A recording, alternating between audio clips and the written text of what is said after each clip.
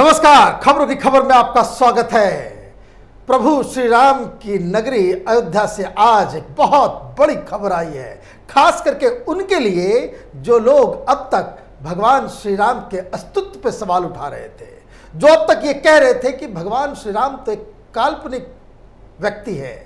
जो अब तक ये कहते आ रहे थे कि अयोध्या में कभी कोई भगवान श्री राम की जन्मभूमि का कोई मंदिर ही नहीं था, जो लोग ये कह रहे थे कि बाबरी मस्जिद समतल जमीन पे बनाई गई थी, और तो और वो इतिहासकार जो किताबों में हमें गलत जानकारी दे रहे थे, गलत इतिहास पढ़ा रहे थे कि 16वीं शताब्दी से पहले राम की तो हिंदुस्तान में पूजा ही नहीं होती थी। आज भगवान श्री राम के जो जन्मभूमि का जो परिसर है वो सबूत उगल रहा है। आज इन तस्वीरों को देखिए, यहां गर्भगृह के नीचे से प्राचीन मूर्तियां निकल रही हैं, देवी देवताओं की मूर्तियां निकल रही हैं, और तो और एक 5 फुट बड़ा शिवलिंग मिला है, एक प्राचीन कुआं भी मिला है, मंदिर के चौखट मिल रहे हैं, 7 ब्लैक स्टोन के पिलर्स मिले हैं और 6 रेड स्टोन के पिलर मिले हैं, और कई सारे पिलर्स और पुरानी हिंदू देवी देवताओं और हिंदू से धर्म से जुड़े सबूत अपने आप वहां से निकल रहे हैं। अब यह खबर तो आप जान ही रहे हैं, हर जगह दिखाया जा रहा है, लेकिन मैं आपको बताने जा रहा हूं कि ये जो खुदाई पे जो सामान निकले हैं, ये अपने आप में इसका ऐतिहासिक महत्व क्या है। दरअसल इसे समझिए कि क्या हो रहा है। वहां खुदाई तो पहले भी हुई थी, लेकिन अब जो गर्भगृह जहां पे मंदिर बनना है, जहां पे जन्म स्थान है, वहां पे मंदिर बनाने के लिए उस टीले को समतल किया जा रहा था, और जब उसके दौरान जब खुदाई की गई उस टीले को हटाया जा रहा था, उसी दौरान ये सारी जो तस्वीरें आपने देखी, ये सारे सामान वहां से निकले हैं। कहने का मतलब ये कि जिस जगह पे बाकायदा बाबरी मस्जिद हुआ करता था, उसके ठीक नीचे इस पिलर्स के मिलने का, देवी देवताओं की मूर्तियों के मिलने का, शिवलिंग के मिलने का, वहां पे एक प्राचीन कुआं के मिलने का, अब इसमें कोई शक नहीं है कि वहां पे एक भव्य, एक विशाल राम मंदिर हुआ करता था, जिसे तोड़कर बाबर ने, उसके सेनाध्यक्ष मीर बाकी ने वहां पे बाबरी मस्जिद बनाई थी। लेकिन आर्कियोलॉजिस्ट के मोहम्मद ने एक ऐसा खुलासा किया है इन तस्वीरों को देखने के बाद, जिससे हिंदुस्तान के वामपंथी इतिहासकारों के मुंह पे हमेशा के लिए ताला लग जाएगा। और सरकार से के मोहम्मद साहब ने एक अपील की है, जिसके बारे में केंद्र सरकार को, मोदी सरकार को और योगी सरकार को बिल्कुल इस पर ध्यान देना चाहिए। मंदिर की जो बनाने का जो प्रक्रिया है वो 5-6 महीने अगर आगे हो भी जाता है तो उसमें कोई बात नहीं है, लेकिन के मोहम्मद ने खुलासा किया है कि अब जो गर्भगृह के अंदर से जो पिलर्स निकल रहे हैं, जो मूर्तियां निकल रही हैं, जो कलश निकल रहे हैं, जो पिलर्स निकल रहे हैं, वो 8वीं शताब्दी के हो सकते हैं, 9वीं शताब्दी के हो सकते हैं। कहने का मतलब ये कि ये अब तक ये बताया जा रहा था कि 13वीं शताब्दी में शायद वहां पे कोई बड़ा मंदिर था। इसका भी उल्लेख इतिहासकारों ने किया था कि 13वीं शताब्दी से पहले यहां पे कोई मंदिर था, जिसको तोड़ा गया, उसके बाद फिर एक भव्य वहां पे राम मंदिर बनाया गया था, जिसे तोड़कर मीर बाकी ने वहां पे बाबरी मस्जिद बनाई थी। तो कहने का मतलब ये है कि ये अपने आप में हिंदू धर्म, भगवान श्री राम की जन्मभूमि के इतिहास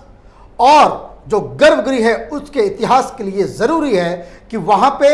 ये जो अभी जो जेसीबी लगाया जा रहा है, जेसीबी से जो खुदाई हो रही है, उसको रोक करके बाकायदा आर्कियोलॉजिस्ट और स्पेशलिस्ट लोगों को लगाया जाए, ताकि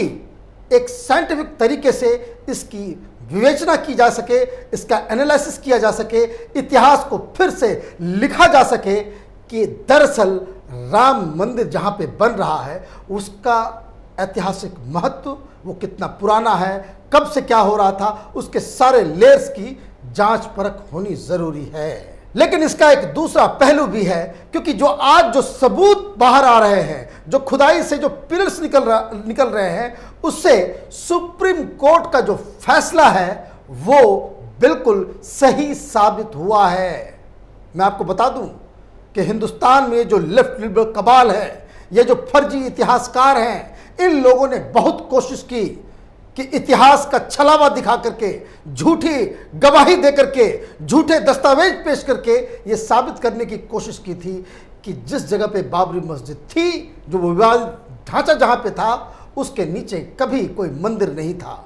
तो ये जो आज जो निकल रहा है, इसका दोनों पहलू,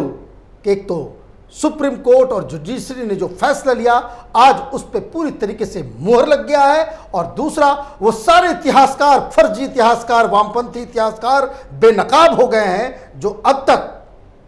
राम मंदिर के अस्तित्व के ऊपर सवाल उठा रहे थे। और ये देखिए कितनी बेशर्मी के साथ इन लोगों ने सुप्रीम कोर्ट के फैसले के बाद भी, ये सोनिया गांधी के सबसे चहेते सलाहकार हर्ष मंदर ने सुप्रीम कोर्ट में एक पिटीशन दायर की थी। 48 इतिहासकार, सोशल एक्टिविस्ट, ये तथाकथित ये लेफ्ट लिबरल कबाल के लोगों ने एक अर्जी दी थी कि भाई ये तो फैसला ठीक नहीं है। इन लोगों ने ये डिस्कोर्स खड़ा करने की कोशिश की थी कि सुप्रीम कोर्ट ने जो फैसला दिया है वो आस्था के ऊपर आधारित है, फेथ के ऊपर आधारित है, रैशनल साइंटिफिक एविडेंस के ऊपर ये फैसला नहीं दिया गया है। अब ये लोग क्या कहेंगे? अब ये जो फर्जी इतिहासकार, ये जो जेएनयू में और डीयू में, हिस्ट्री डिपार्टमेंट में, आईसीएचआर में जो कुंडली मार के ये लोग जो बैठे हुए थे, अब इसके बारे में क्या कहेंगे कि जिस जगह पे गर्भगृह है, ये तो पूछ रहे थे, इसकी क्या सबूत है कि जहां पे गर्भगृह आप बता रहे हो उसके नीचे कोई मंदिर था, वहीं पे रामचंद्र जी का जन्म हुआ था, इसके सबूत ढूंढे तो ये सबूत तो आ गया। क्योंकि अब ये बताया जिस तरीके से के मोहम्मद साहब ने दावा किया है कि 8th सेंचुरी का है, तो 8th सेंचुरी में तो हिंदुस्तान में इस्लाम का कोई नामो निशान तक नहीं था। उसके उस समय से अगर वहां पे कोई मंदिर है तो इसका ये बियॉन्ड एनी डाउट, इस बात को ये इसकी पुष्टि होती है कि भगवान श्री राम का जन्म स्थान जहां पे गर्भगृह बनाया जा रहा है वही ओरिजिनल जगह है। और इससे क्या होगा? इससे एक दो बातें और भी समझ में आनी चाहिए, और इस सरकार को, योगी सरकार को और मोदी सरकार को इसके ऊपर कुछ कड़े फैसले लेने चाहिए। क्योंकि ये जो फर्जी इतिहासकार जो जेएनयू में बैठे हुए सरकारी पैसे पे जो इस देश में अफवाह फैलाने का जिन लोगों ने काम किया है, अब ये सोचिए अगर कोई डॉक्टर पोस्टमार्टम की रिपोर्ट गलत दे दे कोर्ट के अंदर, उसको सजा मिलती है कि नहीं मिलती है? कोई सीए फर्जीवाड़ा कर दे तो उसको सजा मिलती है या नहीं मिलती है? गलत गवाही देना एक जुर्म है या नहीं जुर्म है? ये लोग, ये सारे जो इतिहासकार जो इन सवालों को उठा रहे थे कि भाई ये तो आस्था के ऊपर, फेथ के ऊपर आपने कर दिया, कोई रैशनल लॉजिक नहीं है इसका, तो इनके ऊपर भी कार्रवाई होनी चाहिए। वो कार्रवाई इसलिए होनी चाहिए कि इन इतिहासकारों ने कोर्ट में जाकर के इतिहासकार बनके, एक्सपर्ट बनकर के इलाहाबाद हाई कोर्ट में इन लोगों ने गवाही दी थी। इलाहाबाद हाई कोर्ट का जो जजमेंट है उसको जरा सा आप खोल कर अगर देखें, वो गूगल, उस इंटरनेट पे मौजूद है कि किस तरीके से वहां जजों ने इन इतिहासकार के इनका पोल पट्टी खोला था। और ये पूरा गेम क्या था, इस बात को समझिए। ये इतिहासकार, ये जो लेफ्टिस्ट वामपंथी इतिहासकार इस देश में जिस तरीके से हिंदू और मुसलमानों को लड़ाने का काम किया है, ऐसा तो अंग्रेजों ने भी नहीं किया था। जो जिन लोगों को इस केस के बारे में पता नहीं है, मैं आपको बताता हूं, आप सुनेंगे आपको भी लगेगा कि भाई ये इतिहासकार हैं, इनकी जगह तो तिहाड़ जेल के अंदर होनी चाहिए। क्योंकि जब बाबरी ये जो ढांचा जो जब तोड़ दी गई थी, उसके बाद सरकार यहां पे हिंदू और मुस्लिम जो संगठन है, जो बाबरी मस्जिद एक्शन कमेटी थी और जो वीएचपी और जो राम निर्माण का जो में जो लोग लगे हुए थे, उनमें बातचीत का जरिया वो निकाल रहे थे कि बातचीत से वो सॉल्व होने वाला था। लेकिन इन इतिहासकारों ने वही काम किया। जैसे आप 5 किलो दूध के अंदर 1 चुटकी नमक डाल दें तो पूरा दूध खराब हो जाता है, वही काम इन इतिहासकारों ने किया था। इन इतिहासकारों ने उस दौरान एक दस्तावेज निकाल दिया, Babri Ram Janmabhoomi controversy, historians report to the nation. देश के नाम से एक रिपोर्ट इन लोगों ने कर दिया। ये फर्जीवाड़ा करने वाले कौन सब थे? ये जो गैंग मास्टर है इतिहासकारों के, रोमिला थापर, इरफान हबीब, डीएन झा, तो आर एस शर्मा, इस तरह के जो जिनको माना जाता है कि बहुत बड़े इतिहासकार हैं, इन लोगों ने एक पूरा गैंग बना करके सारे इतिहासकारों की टोली, सब जेएनयू में होता था, इन लोगों ने एक रिपोर्ट दे दी और ये दावा कर दिया कि जो बाबरी मस्जिद जो बनाई गई थी वहां पे पहले कोई मंदिर था ही नहीं, उस जगह पे मंदिर का कोई नामो निशान नहीं था, और हम लोग इतिहासकार हैं और इसलिए, और यही वजह से इन लोगों ने मुसलमानों को गुमराह कर दिया। तो बाबरी मस्जिद एक्शन कमेटी के लोग उस बातचीत से इसलिए पीछे हट गए कि जब इतिहासकार, इतने बड़े बड़े इतिहासकार जब ये दावा कर रहे हैं, लिख करके दे रहे हैं, रिपोर्ट बना रहे हैं, तो इनकी बातों से तो मुस्लिम समुदाय गुमराह हो गया। और इसका नतीजा ये हुआ कि मुस्लिम समुदाय ने, उस समय शहाबुद्दीन साहब बाबरी एक्शन कमेटी के हेड हुआ करते थे, उन्होंने एक हलफनामा कोर्ट में जाकर के दे दिया कि वहां पे जो मस्जिद जो बनाई गई मस्जिद थी उसके नीचे कोई मंदिर नहीं था, और अगर यह साबित हो जाता है किसी तरीके से कि जो मस्जिद है उसके नीचे कोई मंदिर है, तो हम लोग अपना क्लेम छोड़ देंगे। अब मसला यह हुआ कि खुदाई का ऑर्डर जो है 2003 में दे दिया गया।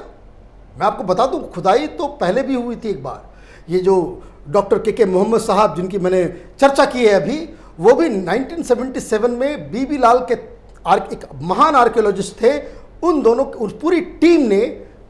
ये गर्भगृह बाबरी मस्जिद उस समय थी, लेकिन उसके प्रांगण में उससे कुछ दूर हटके इन लोगों ने वहां पे खुदाई की थी। तब वहां पे पिलर्स मिले थे, 14 पिलर्स मिले थे,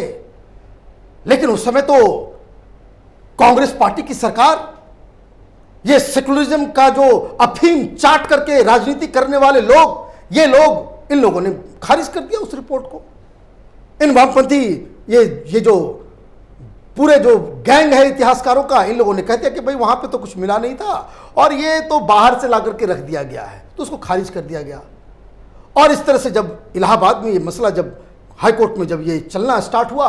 तो दोनों तरफ से कहा गया कि भाई किसको, कि वहां पे पहले कोई मंदिर है या नहीं है, ये तो प्रूव तभी हो सकता है कि जब नीचे की खुदाई की जा सके। तब इन लोगों ने, देखिए कितना फर्जीवाड़ा इन लोगों ने किया। ये 4-5 लोगों ने गैंग बनाकर के देश भर में अलग अलग इतिहासकारों को पैदा किया, और कि हम लोग भी एक पक्ष हैं कि चूंकि ये इतिहास का मसला है, हम इतिहासकार हैं तो हम गवाही जाकर के देंगे। तो बहुत सारे इतिहासकारों ने इलाहाबाद हाईकोर्ट में जाकर के इन लोगों ने गवाही दी, लेकिन सब लोग पकड़े गए। जज साहब लोग जो है, इन लोगों की पूरी धूर्तता को इन लोगों ने पहचान लिया, और जब इन लोगों से क्रॉस क्वेश्चनिंग जब होने लगा, ये सारी बातें वहां पे जो इलाहाबाद का जो जजमेंट है उसमें डाला हुआ है।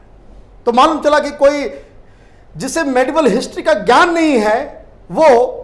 राम मंदिर के ऊपर एक्सपर्ट बन के चला गया। एक तो वहां से ऐसे थे इरफान हबीब के चेले, वो तो अयोध्या के ऊपर किताब भी लिख डाली, लेकिन कभी अयोध्या गया नहीं, उसको न पर्शियन आती है, न कोई शिलालेख पढ़ सकता है, कोई ज्ञान नहीं, लेकिन किताब लिख डाली।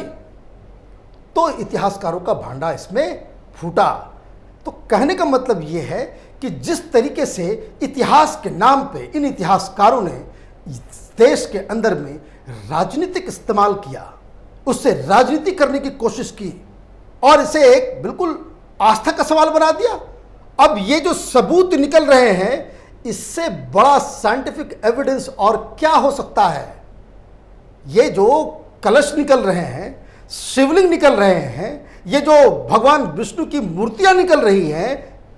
गर्भगृह के नीचे,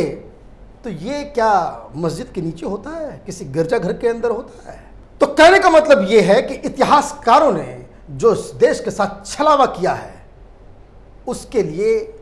उसकी रिस्पॉन्सिबिलिटी, उसकी अकाउंटेबिलिटी इस देश में तय होनी चाहिए या नहीं होनी चाहिए। मैं तो गुजारिश करूंगा, हम लोग तो पत्रकार हैं, लेकिन जो लोग पीआईएल डालते हैं, जो लोग कोर्ट में रहते हैं, बहुत सारे वकील, उनको तो कम से कम एक पीआईएल डालना चाहिए इन इतिहासकारों के खिलाफ। इनके खिलाफ कार्रवाई होनी चाहिए कि इन लोगों ने एक इस तरह के बिल्कुल देश को तोड़ने वाले मुद्दे के ऊपर इस तरह की घटिया राजनीति उन्होंने क्यों की, क्यों देश को गुमराह किया। और जिस तरीके से आज जो सबूत निकले हैं और जिस तरह का दावा किया जा रहा है, इससे राम मंदिर विवाद जो है इसका एक नया अध्याय खुलेगा। हमारी नज़र इस खबर पे बनी रहेगी। आप देखते रहिए कैपिटल टीवी। हमारे वीडियोस को लाइक कीजिए, शेयर कीजिए और हमारे चैनल को सब्सक्राइब कीजिए। धन्यवाद।